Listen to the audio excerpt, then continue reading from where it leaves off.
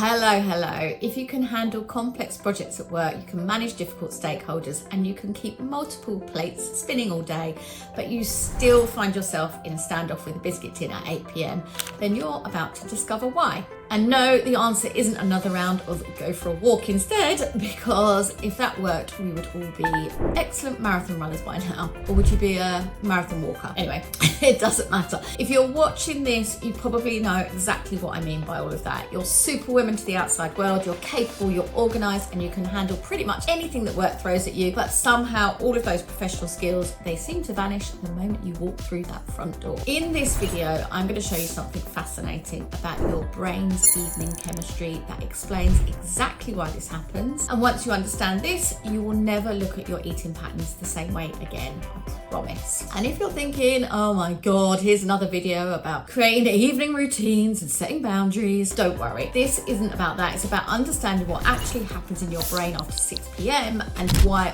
all of those excellent organisational skills that serve you so well at work suddenly seem to desert you at night. I've spent over 2 decades studying the mind and how it works. And as a specialist in emotional eating, I've helped thousands of women transform their relationship with food. But what really qualifies me to talk about this is that I've lived it. I lost sight in my left eye because my relationship with food was so destructive. So when I tell you there's a better way, it's because I've discovered it both personally and professionally. So here's something that might actually blow your mind. Your brain doesn't just get tired at the end of the day. It actually switches to a completely different operating system. It's like your mental computer changing from Windows to Mac, but without the user manual. And no, turning yourself off and on again is not going to fix this one. So during the day, the executive part of your brain, let's call it your inner project manager, that's the part that's in charge. It's the part of you that helps handle those endless Zoom meetings without fucking losing it,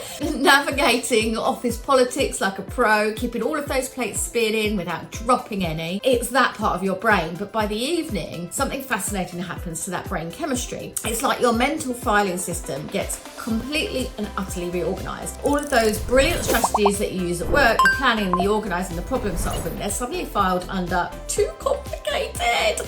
Try snacking instead. And here's where it gets really interesting. Your evening brain, it isn't malfunctioning, which is kind of how you feel in those nighttime moments. It's like, why can't I just get control? It's not malfunctioning, it's actually trying to be efficient. Think of it like this. At work, you are brilliant at finding the quickest solution to problems. You know, need to calm down a difficult client, you've got strategies for that. Team drama, you know exactly what to do. But when you get home and your brain chemistry shifts, that same efficiency seeking pattern is still running. Only now, instead of pulling up your professional toolkit, your brain goes, right, what's the fastest way to feel better? Oh yeah, those biscuits that we've been thinking about since that stressful meeting at 3 o'clock. This happens because your cortisol levels, which is your stress hormone, naturally drop in the evening, and usually that's a good thing. But combined with your problem-solving programming, it creates what I call, and that's a nod to any Miranda fans out there, is what I call the evening efficiency trap. It's like your brain is still trying to hit work deadlines, but instead of using your usual strategic approach, it's taking all of the shortcuts. So what does this mean for you? Well, first it means you can stop beating yourself up about lacking willpower in the evenings.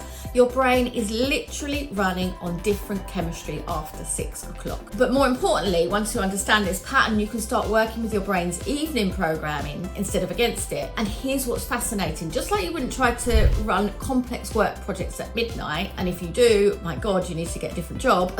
So just like you wouldn't try to do that at midnight, you don't need to fight your evening brain chemistry. Instead, you need to set up evening brain protocols. Think of it like creating a handover document between your day brain and your evening brain, just like you would do if you were going on holiday and you were handing over a complex project to a colleague. You'd leave handover notes, right? I hope. Otherwise, the colleague is screwed. So this is where the really interesting stuff happens, because once you understand how to work with your evening brain chemistry instead of against it, that's when when everything changes. But before I show you exactly how to do that, there is something that's even more surprising about this pattern, and I'm going to be sharing that in my next video. So if everything that I've said so far is resonating with you, please do leave a comment below sharing your biggest evening challenge, and make sure you're subscribed with notifications on so you don't miss my next video where I'm going to reveal the missing piece that changes everything. Remember, your evening eating patterns, they aren't a character flaw. They're not. They're actually a sign that your brain is trying to be as efficient as possible. So even though I know it's hugely frustrating, because it's like, I just don't want it to be like that, but it is. Please just bear that in mind. It's trying to be as efficient as possible. Once you understand how to work with